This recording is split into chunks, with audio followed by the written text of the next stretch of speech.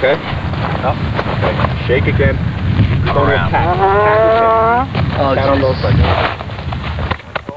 Shake. First two, maybe.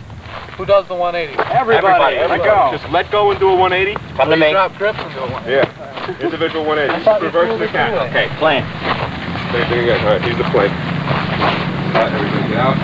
Student John Carter called it when Port Authority cop Joseph Slavensky collared him. I was standing over in this area, and I saw the smoke come down, the parachute come right down onto this area right here, and he landed right at this spot right down there. As you can see, the observation deck is crowded. He says someone could have been killed. Despite talk of how dangerous the drop was, the fine for unlawful parachuting is only $50. What was the first thing you thought when you saw that? So we were being invaded by Mars. With quite different results this time, and as Josh Hall tells us now, this attempt may have involved a team of daredevils. At 6:45 this morning, Jim Sullivan was washing windows on the 49th floor of a building directly across the street from the World Trade Center. He watched a man land on a building, the wrong building. I thought he was safe on the roof. He was right at the very edge against the railing. And next thing I seen the chute going over, and then the chute was below the building, and then I seen his legs flip over. And I thought, sure, he took one down head first. I figured he was dead. He actually landed on the corner of that building. Yeah, he was on that building. He was on the roof, right on that southwest corner. He was there. I mean, I don't, maybe he was trying to get out of the harness or something. I don't know. It was only like a couple of seconds, and next thing I knew, he was over the side. What did you plan to do? You planned to land on the World Trade Tower and then jump a second time to the street? If it was feasible. And there were three of you? Yeah. What went wrong?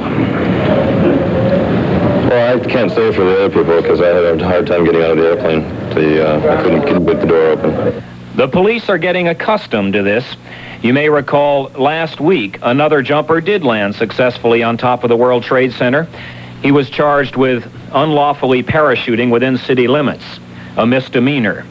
Today, the police did not know where the jumper was. They did not know that he had passed behind the Woolworth building, landed on a roof nearby, and dropped to the street below. They searched the area for anyone with a parachute. Apparently, there were three. The police caught one. I observed the defendant walking south on West Street with a parachute on his arm. At this point... routine. Right. At this point, I apprehended him, placed him under arrest, gave him his rights, and brought him down here. It wasn't any big deal, you know? We just did it for the fun of it, that's all.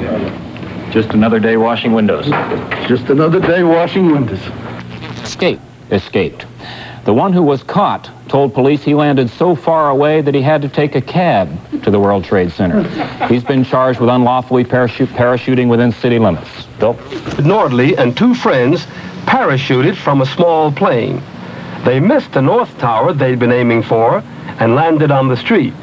Nordley, a carpenter from Westport, Connecticut, was arrested near the World Trade Center by a Port Authority cop.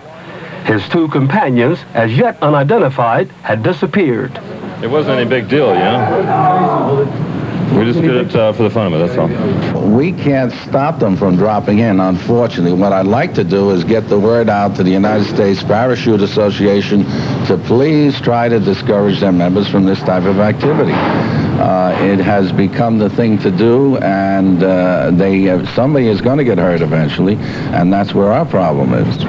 Port Authority cops and federal aviation inspectors questioned Nordley about the stunt, then let him go with a summons. He'll appear in court on September 29th to face the charge of illegal parachuting. And Black. Black. Green. Come on. Through there. What are you doing? Blue. Okay. What? Now try and keep it a circle.